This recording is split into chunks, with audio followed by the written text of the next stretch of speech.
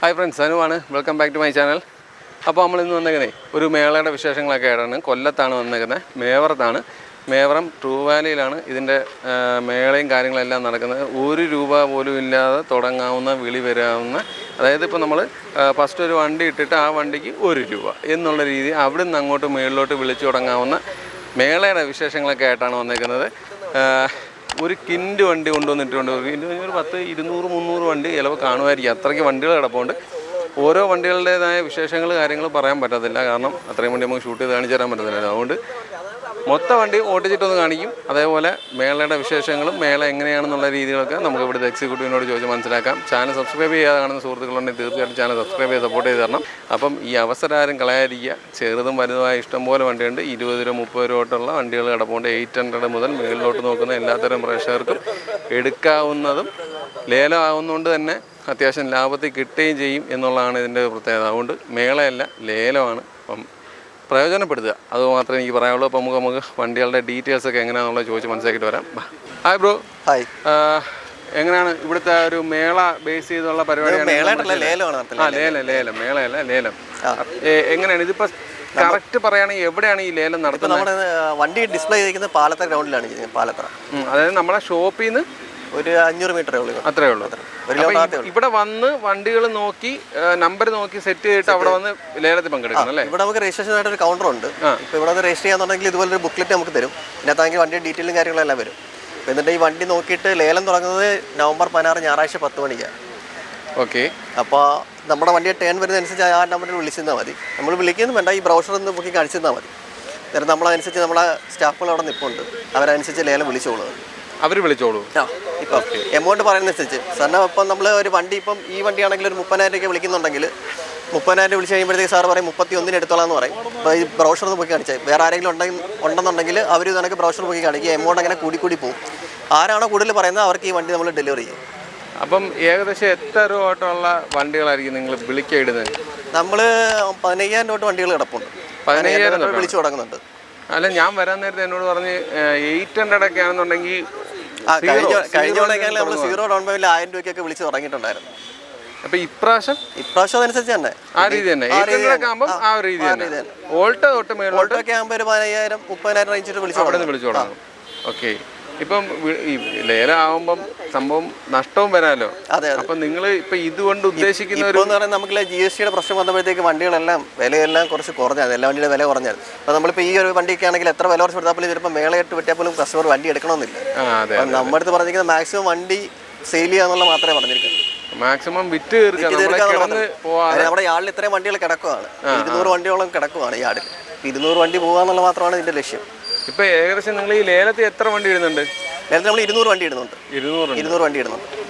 ഈ എല്ലാ വണ്ടികളിലും നമ്മൾ നമ്പർ വൈസിൽ ഇങ്ങനെ അറേഞ്ച് ചെയ്തിട്ടുണ്ട്. എല്ലാ വണ്ടിയിലും ആ നമ്പർ വൈസിലേക്ക് അറേഞ്ച് ചെയ്തിരിക്കുന്നത്. ഇതുപോലെ ബുക്ക്ലെറ്റിനകത്ത് ആ നമ്പർ തന്നെ ആയിരിക്കും അറേഞ്ച് ചെയ്തിരിക്കുന്നത്. ഓക്കെ. 153ാമത്തെ വണ്ടി എന്നുള്ള രീതി നോക്കാം. ഇപ്പോൾ ഇതിനകത്ത് 153ാമത്തെ വണ്ടി ഓൾട്ടോ LXI ആണ്. 2015 മോഡലാണ്. 2020 വരെ പേപ്പർ കിടപ്പുണ്ട്. ടാക്സ് 2025 അവസാനം വരെ കിടപ്പുണ്ട്.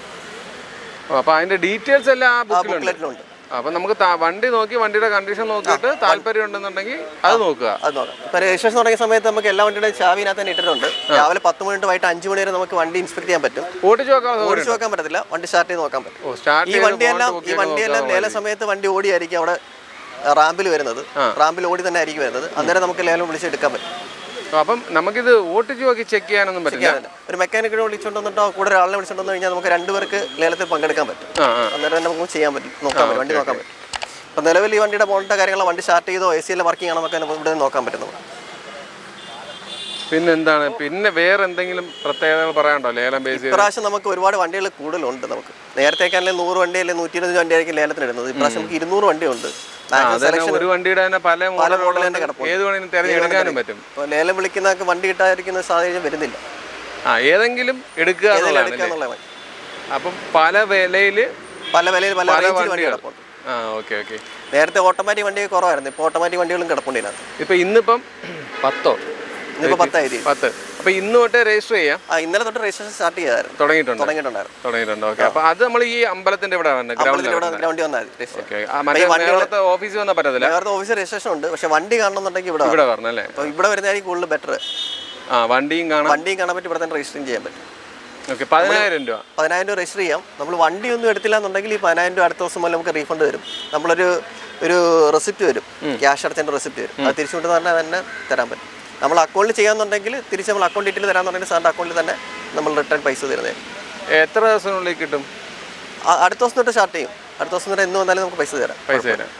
നമ്മൾ വണ്ടി എടുക്കാൻ ഉദ്ദേശിക്കുന്നുണ്ടെങ്കിൽ വന്ന് രജിസ്റ്റർ ചെയ്യുക. രജിസ്റ്റർ ചെയ്തിട്ട് ലേലത്തിൽ പങ്കെടുത്ത് വണ്ടി ബുക്ക് ചെയ്ത് കഴിഞ്ഞിട്ട് എടുക്കാതിരുന്ന പൈസ നമുക്ക് അതുകൂടി ഒന്ന് അറിയണോ?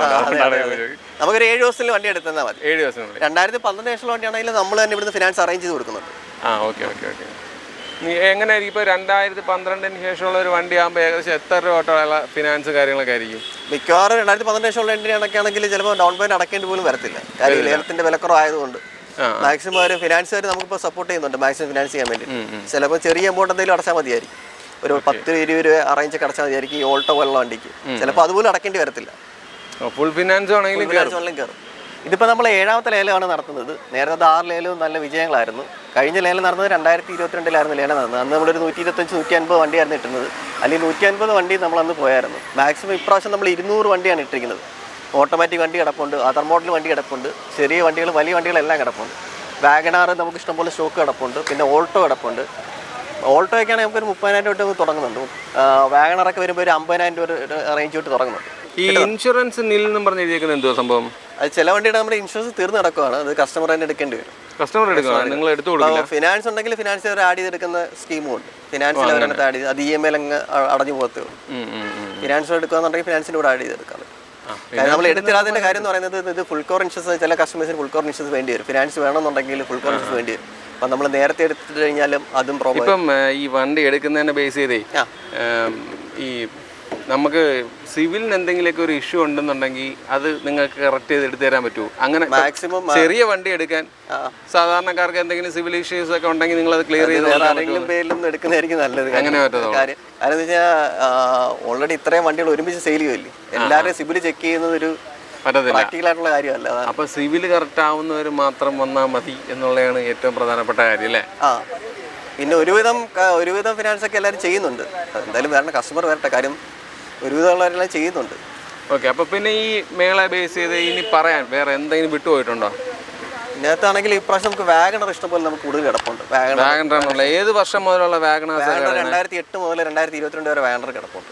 ഈ ഇപ്പം 2008 ആണെന്നുണ്ടെങ്കിൽ എത്ര നിങ്ങൾ റേറ്റ് എക്സ്പെക്ട് ചെയ്യുന്ന? ഒരു 2008 വരുമ്പോൾ ഒരു 50 രൂപ റേഞ്ചൊക്കെ വരത്തുള്ളൂ സ്റ്റാർട്ടിങ്. കഴിഞ്ഞ ഉണക്കാണെങ്കിൽ വാഗണർ 2008 വിളിച്ചു തുടങ്ങി 40 രൂപയ്ക്ക് വിളിച്ചു തുടങ്ങി. ഇപ്പം നിങ്ങൾ എക്സ്പെക്ട് ചെയ്യുന്ന 50 ആണോ? വിളിച്ച് തുടങ്ങുന്ന 50-ലാണ് വിളിച്ചു തുടങ്ങി. കഴിഞ്ഞ പ്രാവശ്യം 40 വിളിച്ചു തുടങ്ങി. അന്നേരത്തെ ട്രെൻഡ് അനുസരിച്ചായി ചില കസ്റ്റമേഴ്സ് പറയും കുറച്ചുകൂടി താത്ത് വിളിക്കണം എന്ന് പറയാൻ നമ്മൾ അത് ചോദിച്ചിട്ട് ചെയ്യുന്നുണ്ടല്ലോ. ഇതിന് പ്രധാനപ്പെട്ട കാരണം എന്താണെന്നറിയോ? ഇപ്പം ഈ GST പരിപാടി വന്നതിൽ അടി പറ്റിയില്ലേ? GST പരിപാടിയിൽ പ്രശ്നം അതിൽ വന്ന അടി കാരണമാണ് ഇപ്പം ഈ ഒരു രീതിയിൽ മേളയിൽ നിങ്ങൾക്ക് ഇത്രയും വില കുറച്ച് സംഭവങ്ങൾ കിട്ടുന്നത്. അപ്പം നമ്മൾ ഈ മേളയിൽ വന്നെടുക്കുന്നതിനേക്കാൾ എന്തുകൊണ്ടും ലാഭമായിരിക്കും ലേലം എന്ന് പറയുന്ന പരിപാടി അല്ലേ? തീർച്ചയായിട്ടും അത് ലാഭം തന്നെയായില്ലേ? ഓൾറെഡി ഇപ്പോഴെങ്കിൽ സെയിലൊക്കെ ഈ മാസം നിർത്തി വെച്ചിട്ടുണ്ടായിരുന്നു. കാര്യം ലേലത്തിന് മാക്സിമം കൊടുക്കാൻ വേണ്ടിയിട്ട്. അതുകൊണ്ടാണ് നമ്മളിപ്പോൾ മാക്സിമം ഇത്രയും വണ്ടികളെല്ലാം അറേഞ്ച് ചെയ്ത്. ഇതെന്ന് പ്രോസസ്സ് എന്ന് പറയുന്നത് വലിയൊരു പ്രോസസ്സായിരുന്നു. 200 വണ്ടി അറേഞ്ച് ചെയ്യുക, 200 വണ്ടിയുടെ ഡീറ്റെയിൽസ് കളക്ട് ചെയ്യുക. പിന്നെ നമ്മൾ ഓൾമോസ്റ്റ് എല്ലായിടത്തും നമ്മൾ പോസ്റ്റ് എല്ലാം ചെയ്തിട്ടുണ്ട്. പിന്നെ ഇത്രയും വണ്ടികളുടെ ഡീറ്റെയിൽസ് കളക്ട് ചെയ്യുന്ന തന്നെ നല്ലൊരു വരിക, ഈ ബുക്ക് വാങ്ങിക്കുക, എന്നിട്ട് വണ്ടിയുടെ നമ്പറും ഡീറ്റെയിൽസും കാര്യം എല്ലാം ഉണ്ട്. ഇതിൽ നോക്കി വണ്ടിയുടെ നിങ്ങൾക്ക് ഒതുങ്ങുന്ന ഒരു മോഡൽ നോക്കുക, എന്നിട്ട് വന്ന് വണ്ടി കാണുക. വണ്ടി കണ്ട് ഇഷ്ടപ്പെടുകയാണെന്നുണ്ടെങ്കിൽ കോൺടാക്ട് ചെയ്യുക. അതിനകത്തിപ്പം ഇപ്പോൾ ഒരു കസ്റ്റമർ നമ്മളിപ്പം ഇവിടെ വന്ന് നോക്കുകയാണെന്നുണ്ടെങ്കിൽ നമുക്കൊരു 4-5 വണ്ടി നമ്മൾ സെലക്ട് ചെയ്തിടുക. കാര്യം എന്നിട്ട് നമ്മൾ മടിക്കാതെ വിളിക്കുക.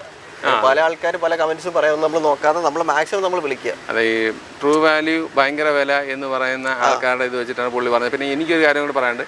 ഈ ട്രൂ വാല്യൂ ഭയങ്കര വില എന്ന് പറയുന്നതിൻ്റെ കൂട്ടത്തിൽ തന്നെ ഇവരുടെ കയ്യിൽ നിന്ന് തന്നെ പ്രൈവറ്റ് സ്ഥാപനക്കാർ വണ്ടി എടുത്തുകൊണ്ട് പോയിട്ട് മറച്ചു വിൽക്കുന്ന കലാപരിപാടി എനിക്കറിയാം. അത് ചിന്തിക്കണ്ട. നിങ്ങൾക്ക് വന്ന് നോക്കുമ്പോൾ ഉതകുന്ന വിലയാണോ എന്നുള്ളതാണ് നിങ്ങൾ സത്യത്തിൽ നോക്കേണ്ടത്. ഇല്ല, കഴിഞ്ഞ തവണ തന്നെ ലേലത്തിന് ഇവിടെ വന്നിട്ട് ആൾക്കാർ ഇങ്ങനെ വിളിക്കാതെ ഇരുന്നിട്ട് ബ്രോക്കേഴ്സ് തന്നെ 6-7 വണ്ടി എടുത്ത ആൾക്കാരുണ്ടായിരുന്നു. അതാ ഞാനും പറഞ്ഞത്. ഇത് ഞാൻ ലൈവില് കണ്ട് കഴിഞ്ഞ ദിവസം ലൈവിൽ നോക്കിയാൽ അറിയാൻ പറ്റും.